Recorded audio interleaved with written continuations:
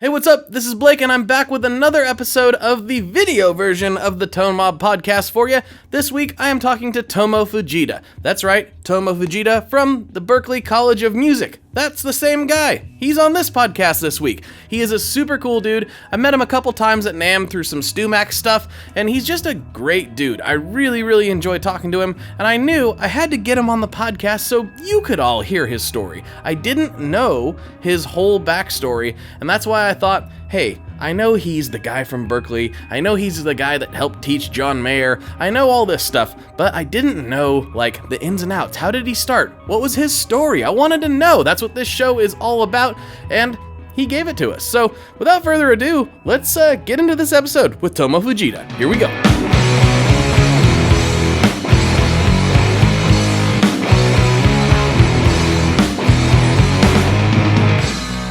Hello, everyone. Welcome back to another episode of the podcast. Wait, I said that wrong. I ruined my own intro. Okay, no, I'll try it again.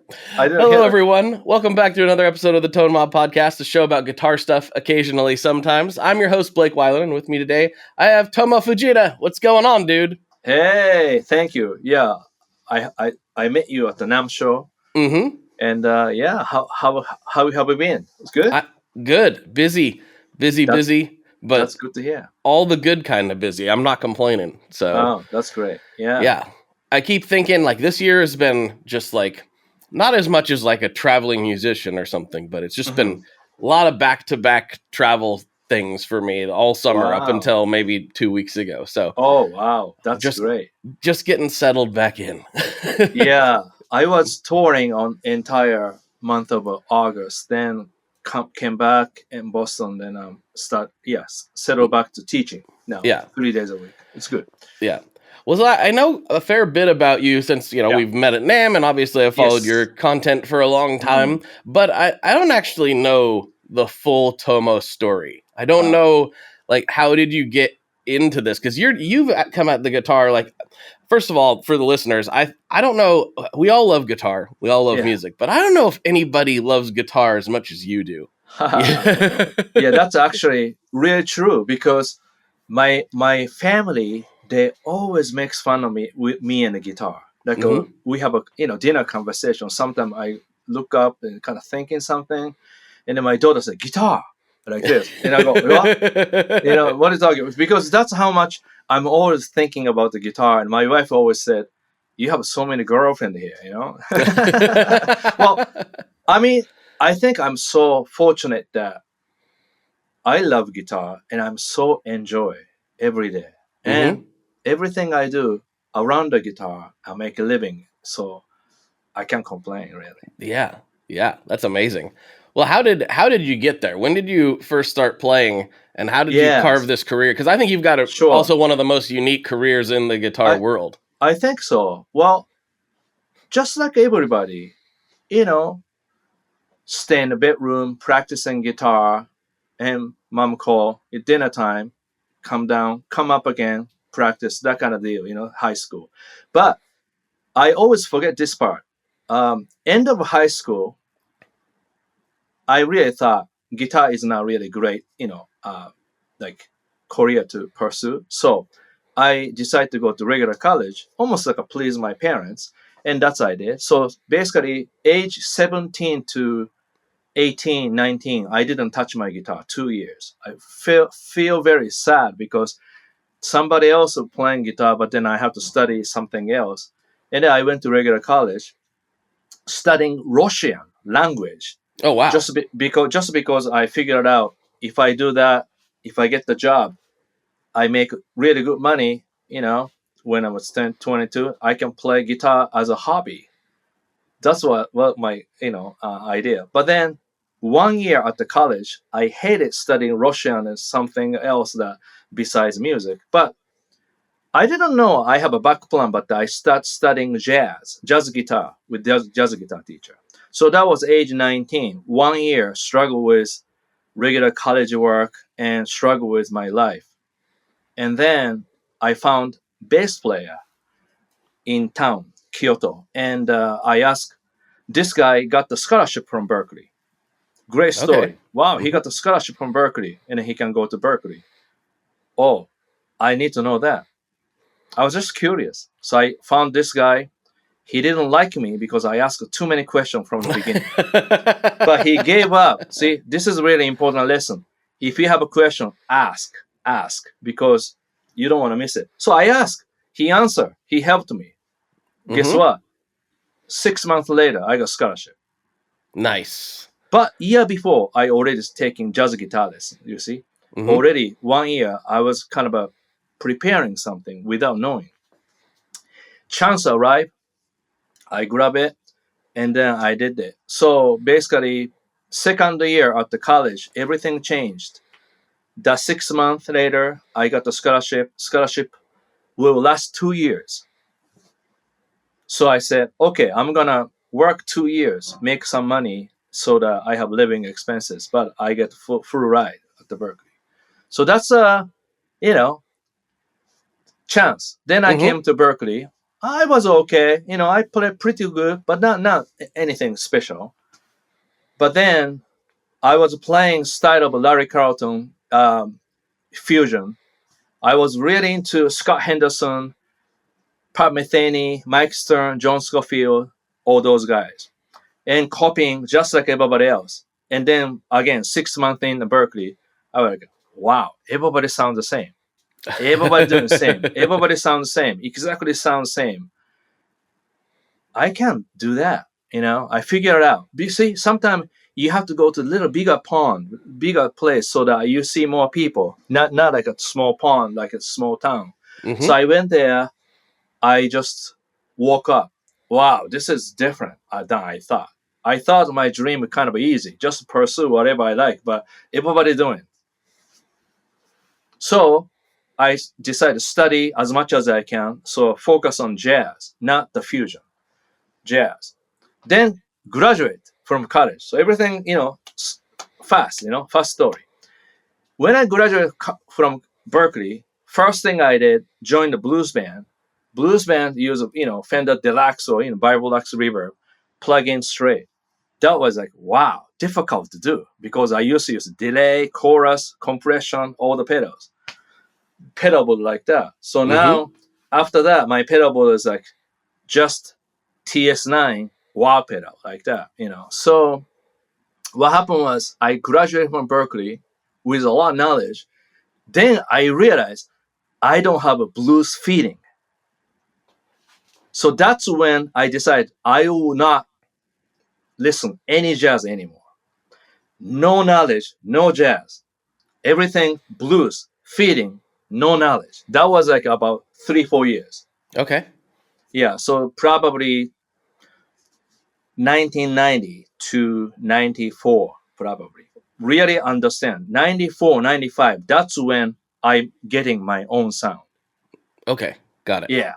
So almost like took me 4 years at the college, 4 years outside, then finally I get the sound, which was a little bit bluesy, slightly jazzy, a lot funky, but everything kind of melt in together. So that was the story. Then, few years later, about 91, 92, I was teaching guitar session at the Berklee. Then Berklee, guitar department asked me to join. 1992. So I joined 1993 as a faculty at the Berklee. So that's already changed. So you have to think. 2 years, gave up a guitar, went to college, hated it. But then I took one chance. I asked all a question. The guy hated, but I did. Then everything changed. Yeah. So message I want to say to people: don't give up your dream. Also, don't compare. Don't listen anybody says negative thing. Like I listen so much about people say, "Oh, music is not really a great thing to pursue." You have to get the real job so that your parents are happy. You can practice guitar all day long. That's I took literally. And Yeah. but one thing I learned from that, I made an effort to study something I didn't like, and I did it pretty good. So I went to college. That experience when I turned into music that I like. So little easier, Yeah. Still a lot of hard work, but I had a really good work ethic. through those experiences. Mm-hmm. Then become guitar teacher. And always a question: do you teach guitar just because you don't gigs? Like that. Some people say that. Used to people say that because you don't have enough gigs. That's why you teach. No, no, no, no. I have a lot of gigs. I can do that, but I love teaching Mm-hmm. just because I help people and they smile and they gain something they didn't have, and then just keep going. And Mm-hmm. I love that. So I've been teaching about 31 years now. Wow. Yeah. So really interesting. Last year, I become full time. So means up to there, 30 years, I was teaching as a part time, 2 days. Oh, I So didn't realize that. Okay. the reason is I was so busy having my own business and touring, so I wanted to have more freedom in my life, and also um, being at the music college, they don't hire so many full time, only little full time, a lot of part time. Mm-hmm. That's how business works, That makes So sense. to become full time, you have to have something very very special. Otherwise, they don't really give you even like many years. But also, I thought Berklee was thinking Tomo is all set because his business is doing great. Mm-hmm. Well, that's what it is. Because when I look at it as a part-time people sometimes complain about, less money, da da da da da, and then, but you can make your own, So I started building my own, business. Then almost came up same amount of income that full-time people make, more. Mm-hmm. But then I realized that's cool, but having full-time at the college is really secure. Yes. Especially America, America, so much money for insurance, taxes, a lot of things, So they offer me 2 years ago, you want full time? Yeah, I love to. So now I teach 2 days, 4 more hours. That's it. Oh, wow. That's the Okay. difference. That's not Yeah, bad. because one more thing, funny thing, being part time is like you can teach up to 18 hours and 1 hour office hour every week. Mm-hmm. Full times teach up to 18 hours, 1 more hours more, and then 2 office hours. I That's not know. bad. Yeah. Yeah. And then yearly like a salary. So I teach 2 semesters and then summer is off. May to August, end of August, I'm off. And I get to pay every month. Amazing. That is awesome. Yeah. Plus, it gives I you mean, the time to go tour and do whatever else you want to do. yes. So between like May to end of August, I'm free to go anywhere. Yeah. Yeah. Even during the semester, now I can hire part-time people to, fill me in. Means if I'm leaving 1 week, I ask some part-time people to hire them through college. So college does all, details, and they're happy too. It's really also really good, really good. Yeah, Yeah. Yeah. That's incredible. yeah, amazing. So we touched on something before we started recording that I think is important. We were kind of Yes, getting caught up with like what I do and all that jazz. yes, And you mentioned having multiple different streams of revenue, and pretty much without fail, everybody I know that is yeah, working.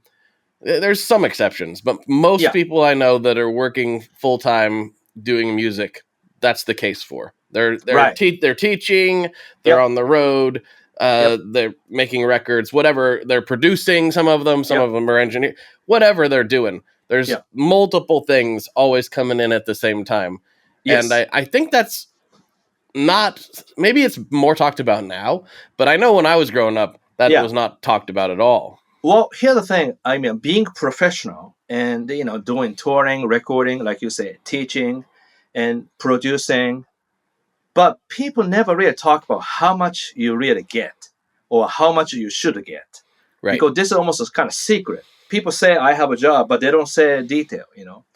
But then now, internet, people share experience and insight about business, so it's okay to talk about just a little bit, not everything, but you know what I mean. Right. Yeah, yeah. So for example, me, my main income is my Guitar Wisdom, which is subscribed by 80 different countries. So that's many thousands of subscribers.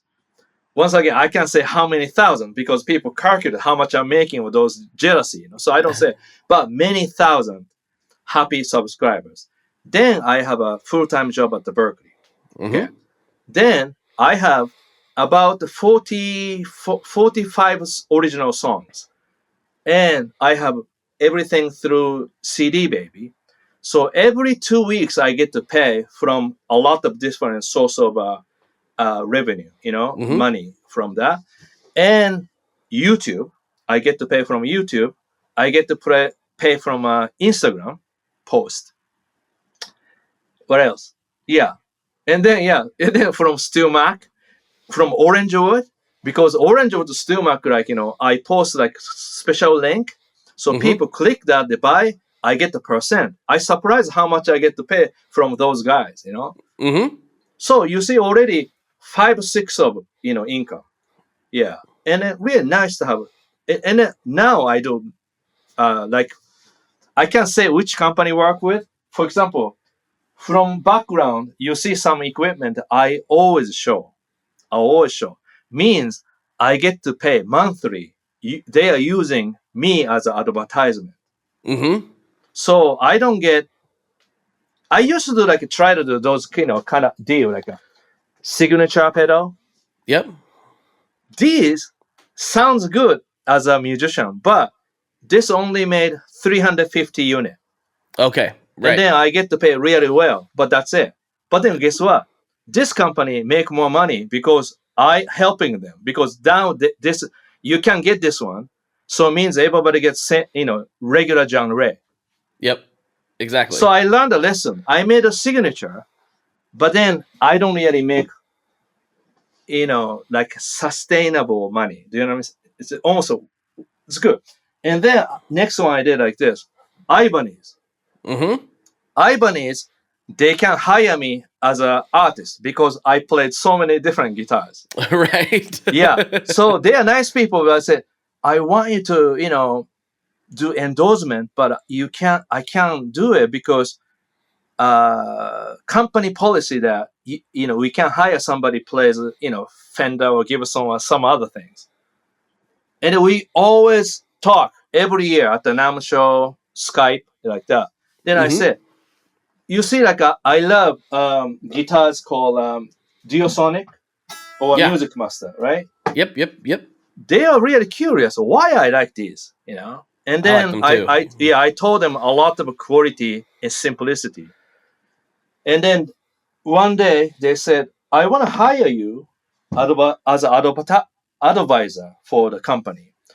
So they hire me to create this series. Ah, very cool. Yeah, so instead of getting paid as an artist, I get to pay more.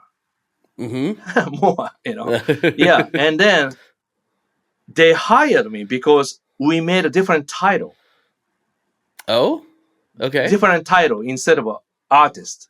I see. Right. Yeah. You're an advisor. You're advisor, ambassador for this one. So they hire me almost like a designer or, business consultant, Yeah, totally. Yeah.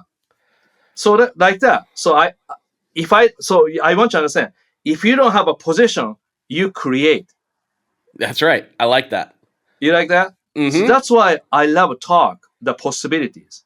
And then I don't really take literally about the no. They say no, but okay, fine.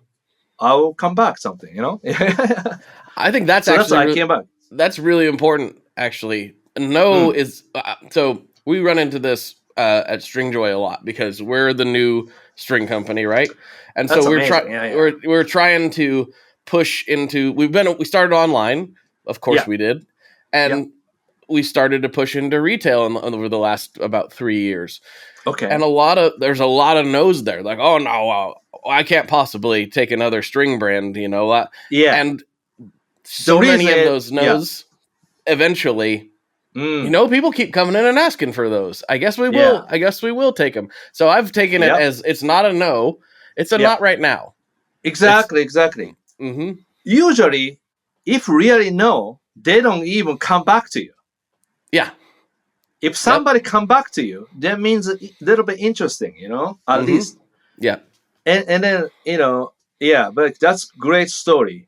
When they say no, because this never happened before, so they don't know what's the outcome. But then you Exactly. keep pushing it, and people start talking about, and they hear about you, then they change their mind. Now, one of our biggest retailers, basically, in very professional and polite terms, told me to go pound sand initially. Like, Oh, just yeah. go away, just go away, never talk to me again. No. Yeah. I've had a like that, in the industry, little bit more like a higher, position. And then sometimes I talk about, business plan like that. Yes, I was very much like a smash. Don't talk me about this one because never ever gonna happen like that, right? Yeah. But then gradually you do with other company, other people. Then this guy said, "Hey, what's going on?" Yeah. And then maybe you're the one saying no. Yeah, Like, no, right. I already got it handled. It's okay. Thank you. Yeah. Yeah. That's right.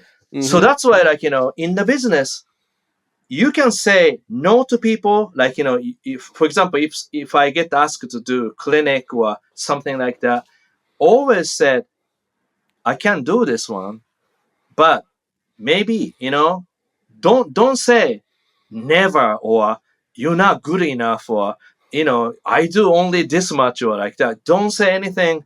Put that person down because that person's going up like as you are. So always be positive. I think you're very smart. Yeah. Yeah. Well, and that's one thing I love about everything you put out too.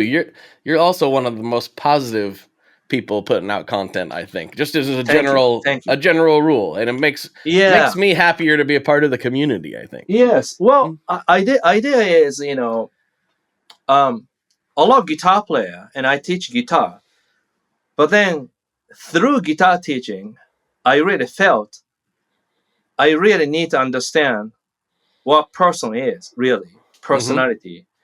Then I really need to know person's struggle, parents not detail, but parents relationship or everything, so that I can help this guitar, but then I help something else. So I realized guitar is not just teaching method from book or teaching style of, BB King or, phrase like that. Just a little bit more than that. Yeah. That's why I start doing. Also, I had really great opportunity. This is about maybe, let me see. It's a long time ago. Oh, okay. Makes sense. So this is like, 2018. Okay. I'm not sure you can see it. It's a little bit. Oh, there we go. Now I can see it. Okay. Yeah. So hold it. So his name is Owen. He has really, really severe anxiety. He smile. He's a nice guy. But if I ask him any like assignment, then if I ask him, he starts shaking.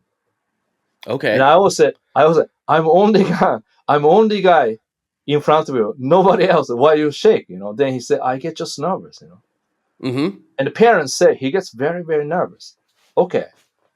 I'll teach him a little bit more than guitar. So what happened is I always said, don't worry, don't compare with other people, and don't expect too fast because it takes time. Yeah. And be kind to yourself. Also, like this one, only listen 3 records or something like a funny one. Like buy your own guitar. Let's see, which one was that? Something like, strong foundation. Listen to just 3 albums. Play simple. Yes, try us. I always say that. Oh yeah, this one. It's better to spend your own money. That means like the reason is Owen's parents is very wealthy. Okay. Own a lot of building like that. So almost like if he asks, okay, daddy, can you buy me a guitar? Okay, yeah, like that. But if you do that, it's not too easy. Yeah. And this is something very, special to you. So even parents can buy your guitar, but you have to get the job. and they get your guitar, because this way you appreciate every dollar you spend, So those things I teach.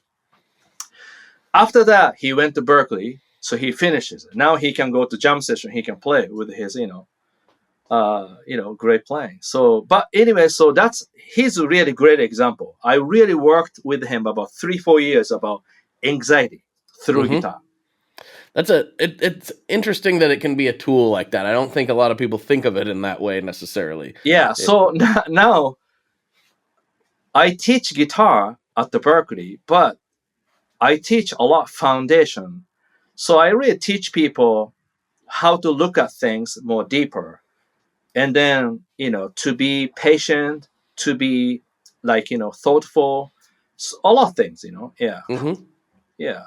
So that's why, my, t-shirts or pick, I have a, don't worry, don't compare, don't expect too fast, be kind to yourself, because that's kind of my 4 things that I always say to people, Yeah.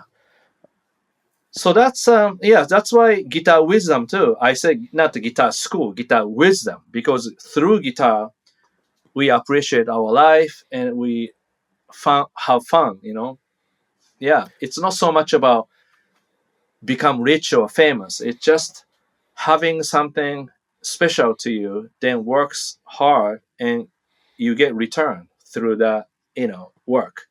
Yeah. And It then is, that. Go ahead. No, it very much is that. It's like learning an instrument and like working out or anything that you can like put effort in and see a return later. The delayed gratification part of it. If you can get through that, I think it teaches you a lot more than just how to play the instrument. Exactly. I think that's the part as a guitar journey. So sometimes Instagram or TikTok only show the final product of an amazing player, showing really cool, clothes and everything here. But then people, worship about being famous or, getting a lot of attention. And then really easy to forget how important about the journey to really going through, like you said. And then if they work hard, they gain something, then they feel good.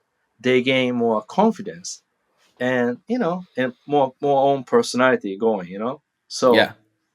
I like that way. Yeah. It's just such a I think we that are so into it, like especially the people that listen to this podcast, sometimes I think it's hard to remember when you were first starting how hard it is. It's true, really hard to like make even just a power chord when you're first starting out. Your hands don't want to do it. No, right. No, even like E minor, E chord, kind of hard to do. Yeah. Exactly. I remember like my dad like grabbing my finger and like trying to get it put, in the position and like, and it's just like my hand didn't want it. Now I just do it without thinking about it. But it's we can forget how hard those first couple steps are. Right. And if kids or adults, anybody who's starting out can get through that, the rewards are not too far away after you get through those first pains. That's right. That's right. So it's really great. Yeah.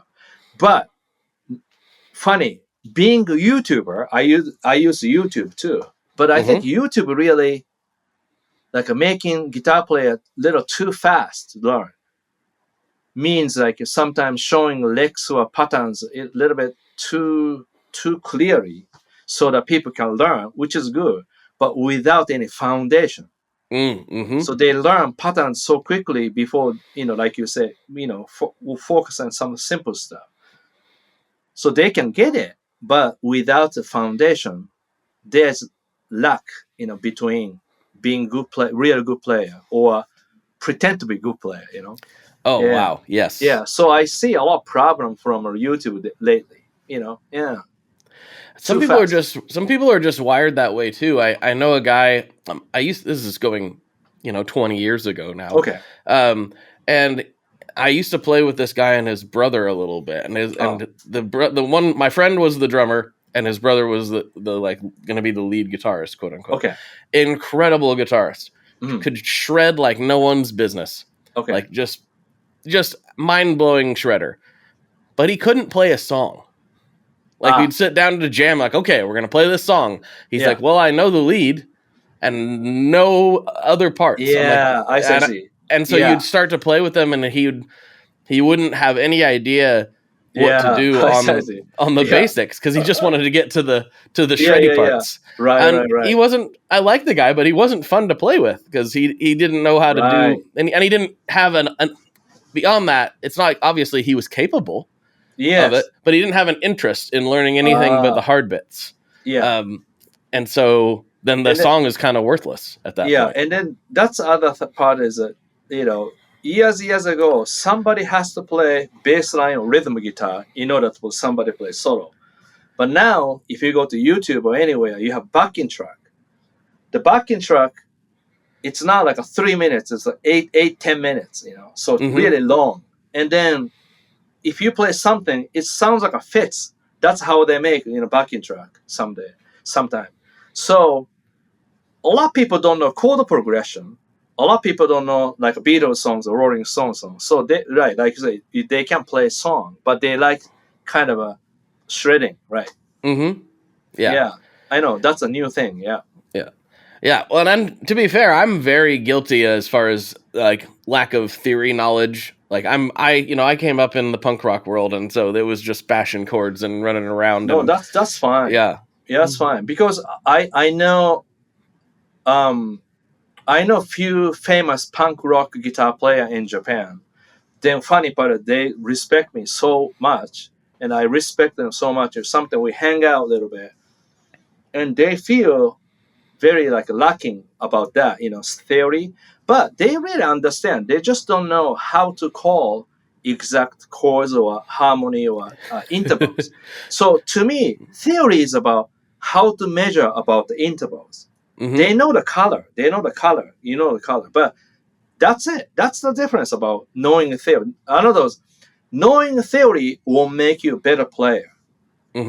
If you know good music, then if you learn theory to measure that good music, understand good music, then you make yourself better, Taking a couple steps back to that list of advice, I'm curious. I don't think I've heard the like only listen to 3 records part. What do you mean? Okay. Yeah, a lot of people don't know that part, because I would say after 2001 or 5, CD, MP3, and that time, people don't listen to one album or side A or side B, right? So everybody listen like one song from MP3. Then Spotify came up, so people make a song list, playlist. So people don't listen to whole album, So I felt young people missing picture, like listen one artist, one album, then you go to next one. But now you can change anything. So I tell my students, I want you to pick only 2 to 3 albums right now and listen those about 3 to 6 months, and don't listen anything else. Oh, okay. Almost like making like where I start. For example, why Eric Clapton so great? Because he didn't have a Spotify. He had a records, and he listened one records until almost the people said, I listen side A so much that almost I can hear side B, like that kind of a joke, Or somebody listens side A so much that I don't need even know the side B. I heard that story like that. And I want to, keep the tradition as a musician, how to listen. So if you listen to album, like here, I have album. I don't know what it is, but okay, I pull up like that. So if I see this picture, then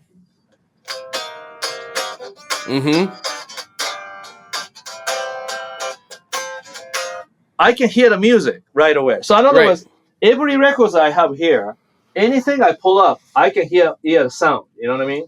Because you've listened to it so much. Yes, exactly. So I have about maybe 30 records that I want to listen here and there, because that's what I do.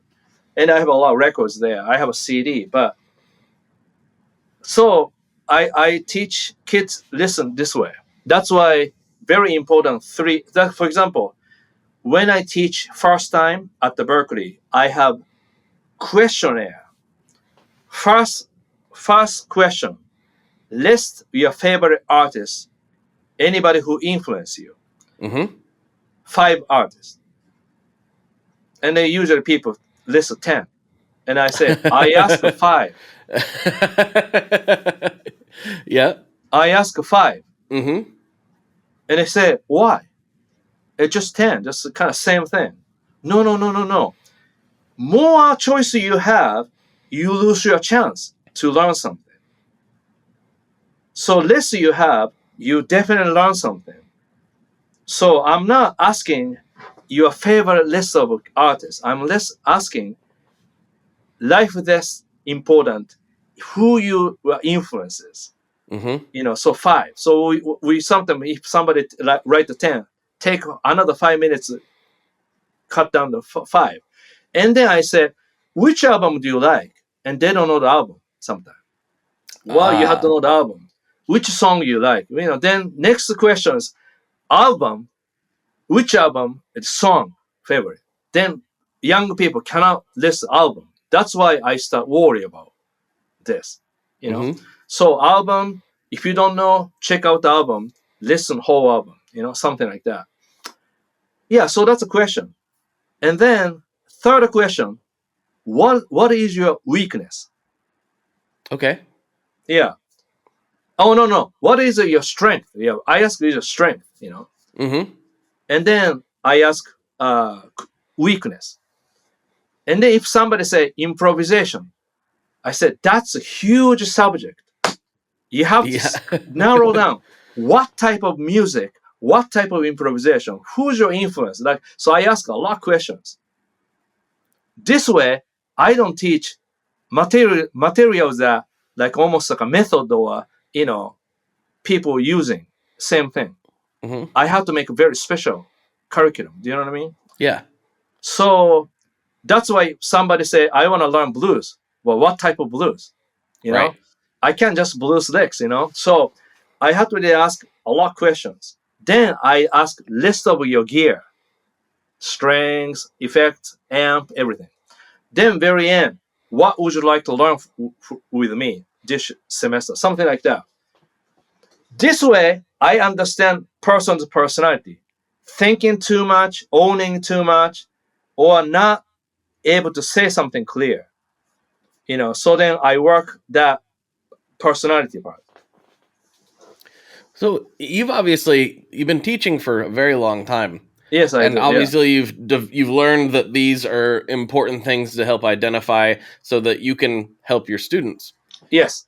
But what was it like the first lesson that you gave? Oh, What was that like? first lesson was awful. Okay. Yeah, probably awful. Probably, somebody want to play solo. This is like before I came to Berklee, because I was high school and music teacher said, you don't have to do anything. I give you A, but you have to teach everybody else. That's what he said. You're like, oh, Because I can okay. play pretty well. So, high school, he said, I give you A, teach everybody in the class. And he doesn't do anything. He's just kind of, hang out. Because that's music class, we have to play guitar a little bit. So I have to teach everybody. And then one time he said, 1 year younger, somebody really wants to play guitar, but don't know anything. I want to teach this kid. It's like, he's not asking. He just made it. You have to do it, kind of deal. Right. So I have to do it. No experience. He come to my house and then he has a guitar. I still remember the face. He wants to play improvisation. He only know minor pentatonic. That's how you start. Yeah. Very hard. Then I can play a little bit. I don't know how to explain. So that's like awful. So play this patterns like that. So I was showing patterns. Mm-hmm. It doesn't do anything pattern, So anybody can teach patterns. So that was the beginning. Wow, this is, I can do it, but it's really hard to teach. Yeah. Because easy to teach what it is, but before what it is, you have to understand what is the artist influence, style, and rhythm guitar, bass line, harmony, everything, you know. And more I learned, I was really interesting. Okay, how can I teach this clearly? So if somebody said improvisation, first thing, I don't teach improvisation. Okay. Because I have to teach them foundation. So maybe I can ask, how much do you know, fretboard? Like that. Oh, sorry. Oh. Yeah. So like that, and then okay. Then like, I ask, do you know major scale? Everybody say, yeah, I know. But this is how I teach them. So I did it again. So like I ask, major scale, and then sorry. Then I go like this. Can you play that? Yeah, I can play. Okay, so can you make a minor?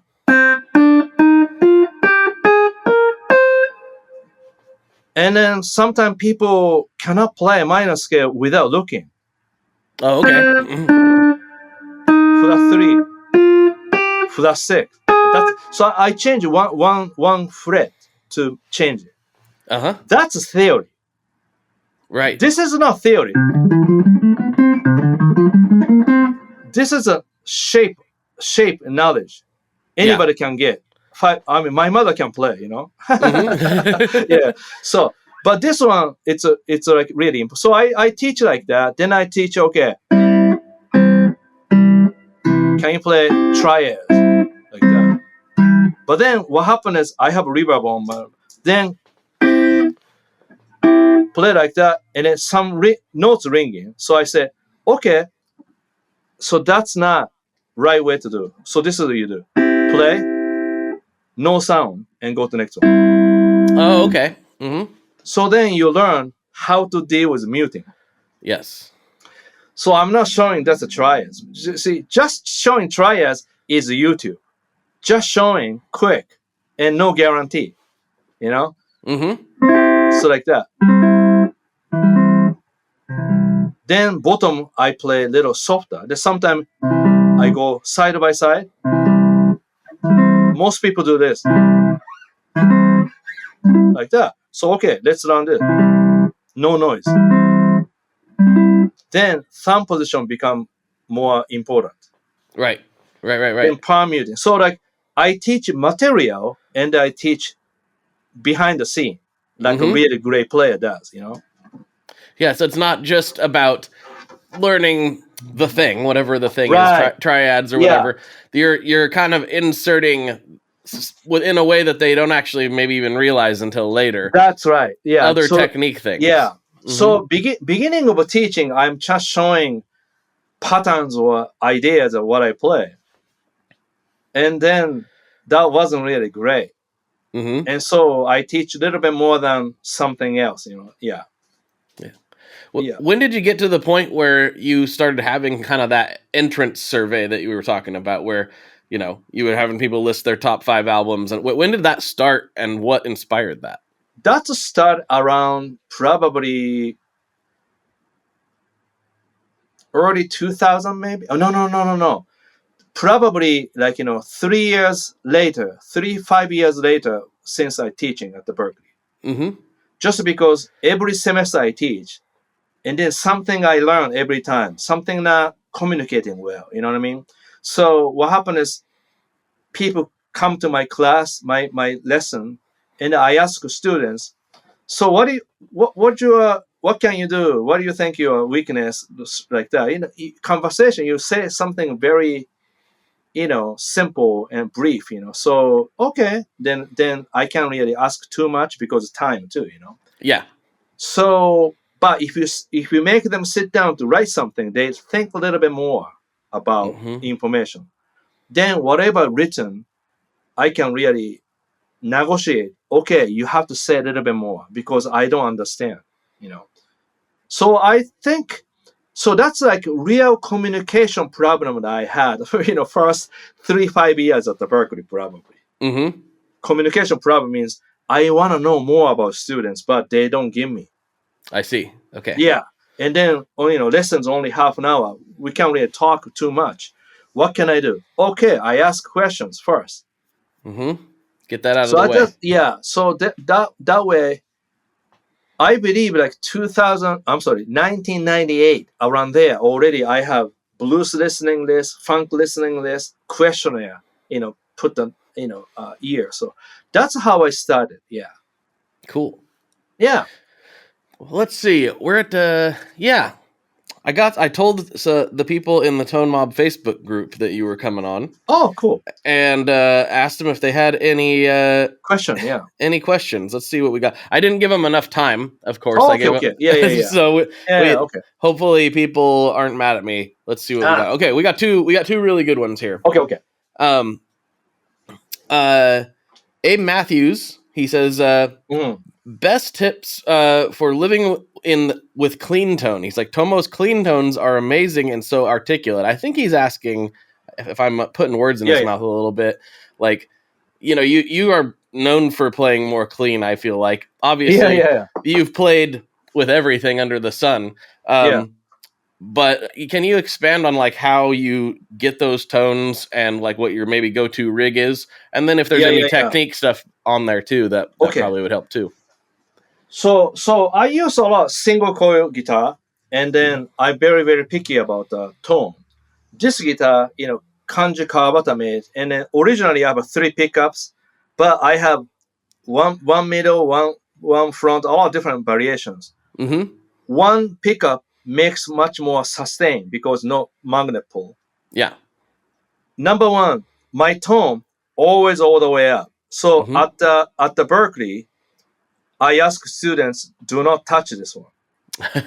but the volume, I ask them, never go to 10 when you practice. Always keep it 8 or 9. Mm-hmm.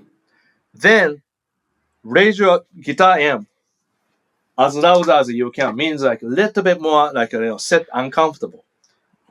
This means you have to pick really carefully. You can't just pick like that, just carefully. And for example, if you use Fender Hot Rod, I ask them to use channel 2 because less gain. And then volume about maybe 1, depends on the amp. Yeah. And then tone treble set about 8. And the bass about 3 or 4. Middle about 5. Presence about maybe 5. That's how we start lesson. Mm-hmm. No reverb. Here's the important. I tell them, I want you to believe no reverb does not exist in this world.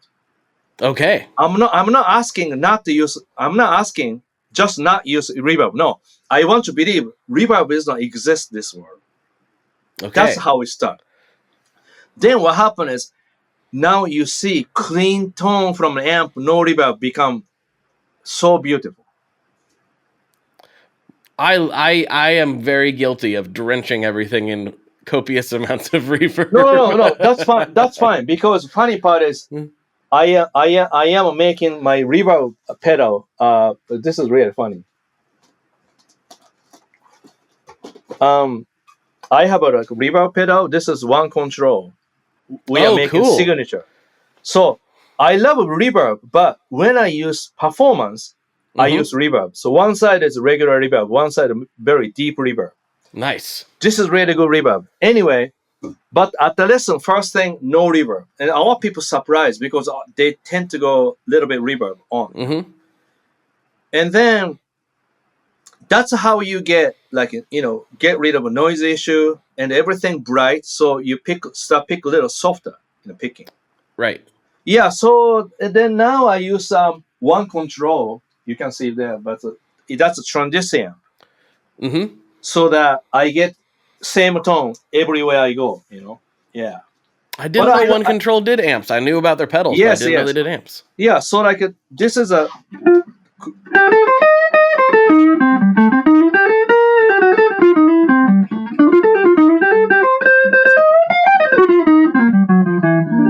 Like that.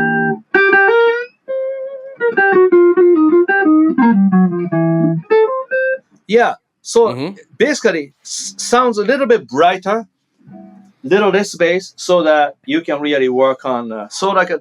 Really hard to teach how to get the clean sound. Yeah.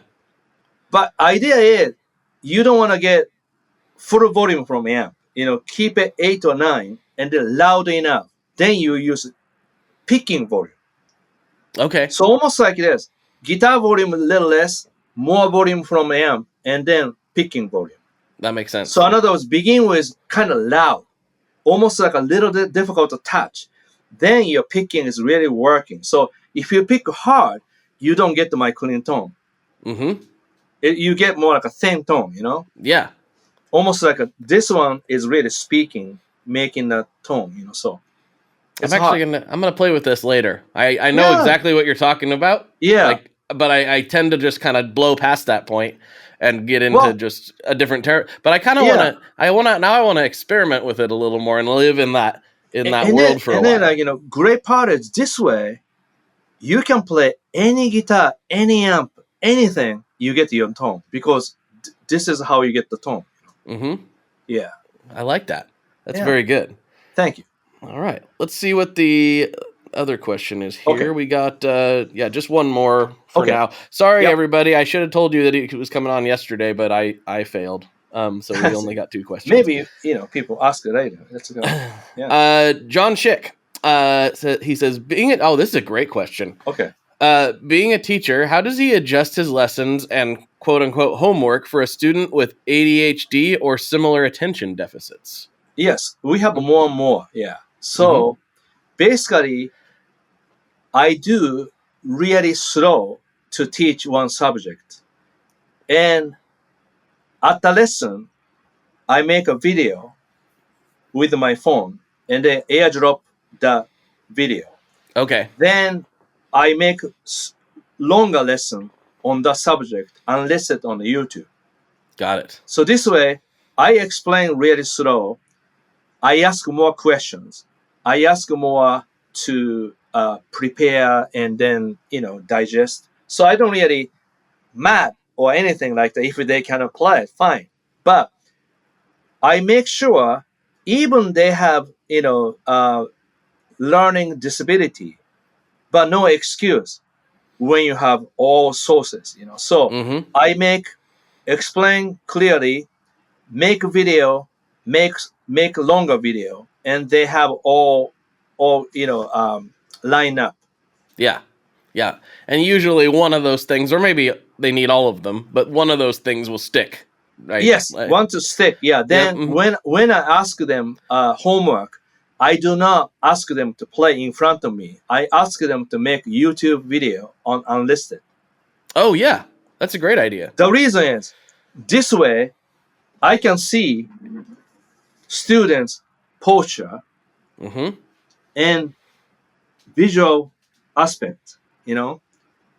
So if somebody want to do, for example, to be a, player, then they play, say like I give them like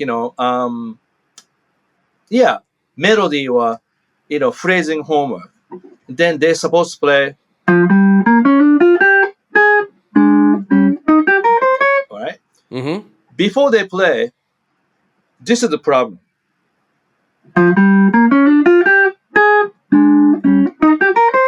You didn't see where I'm coming, where I'm starting, because I'm not moving my body. So I teach them this. Yeah, moving this, because without the sound, they need to know where you are. Okay. Like that. Yeah. Yeah. Got it. Something like that. Okay. Got it. Yeah. So I teach them that way. So if you have a problem learning, problem, you have to give yourself enough time to prepare. But also when you're working with the people, don't be hesitate to ask more questions. And go to office hours. Yeah. So in other words, I'm sure I have some disability about maybe not listening what my wife says. Those things.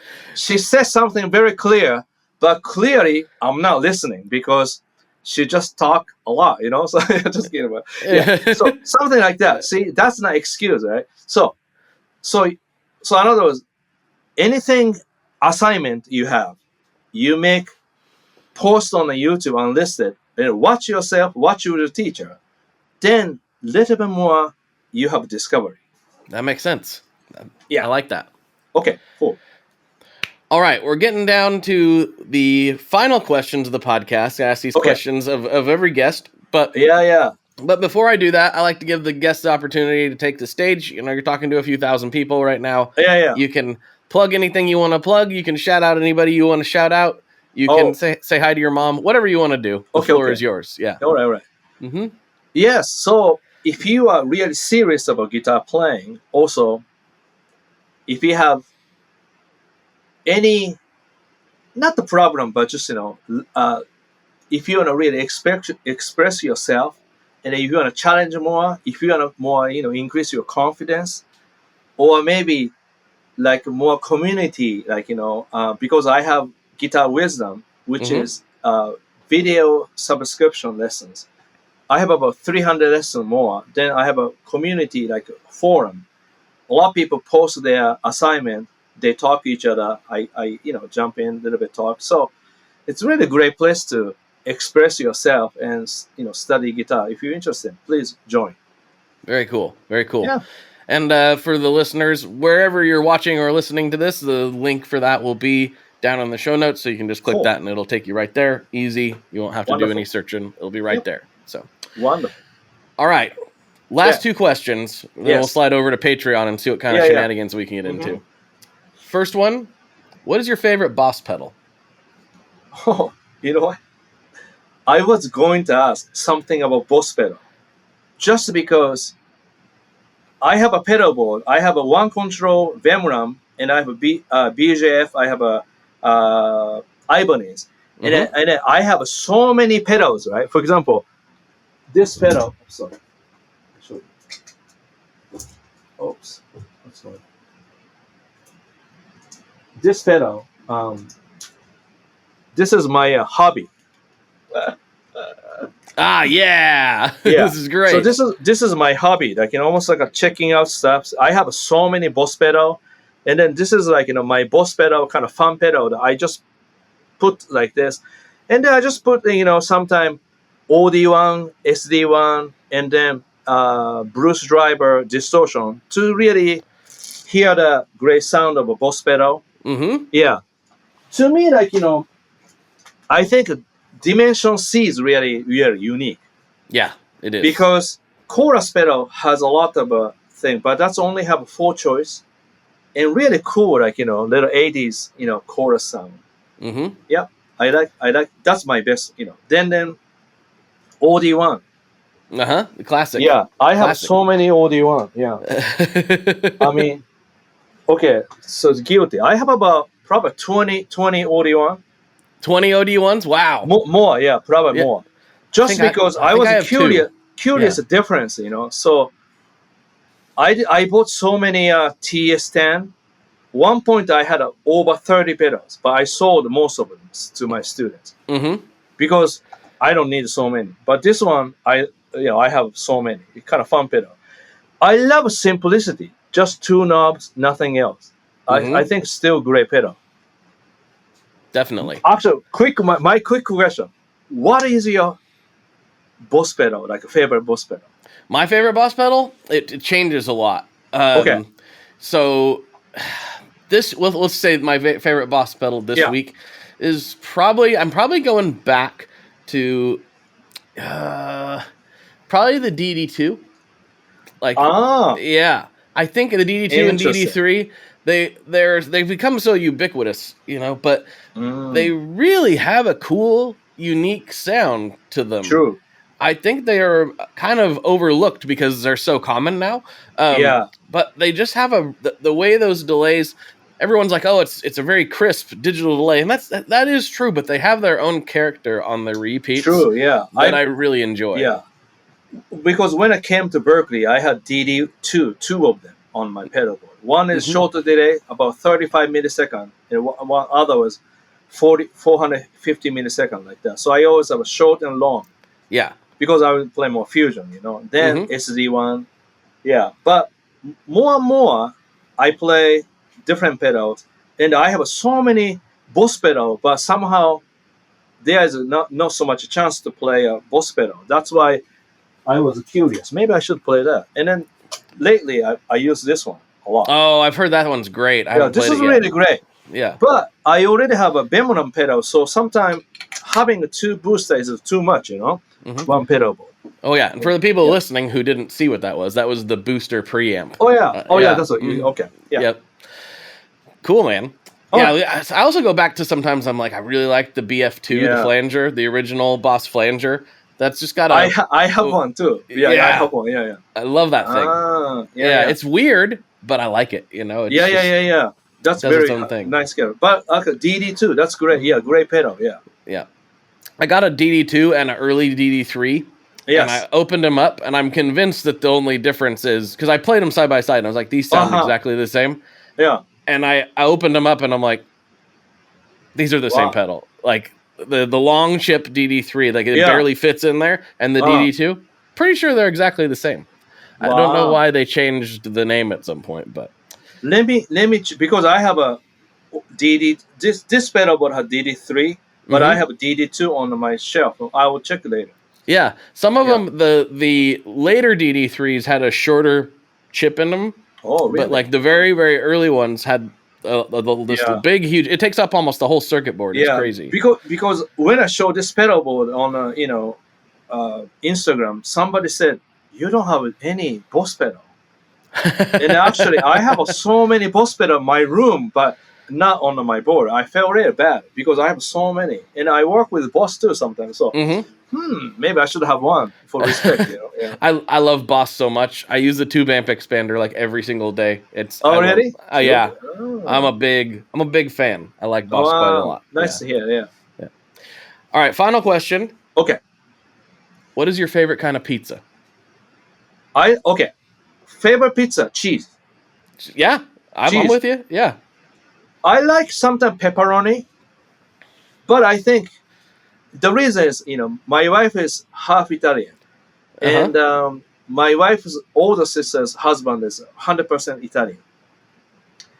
He always make really good cheese pizza. Oh yeah, I believe. And then he makes something else, but I think if cheese pizza is good, then anything you put the top of it, it's great. Yes. See, this is all same as foundation. Try it. Good foundation, important. That's right. I like it. I'm with you on the cheese pizza. That's good. How about you? What pizza do you like?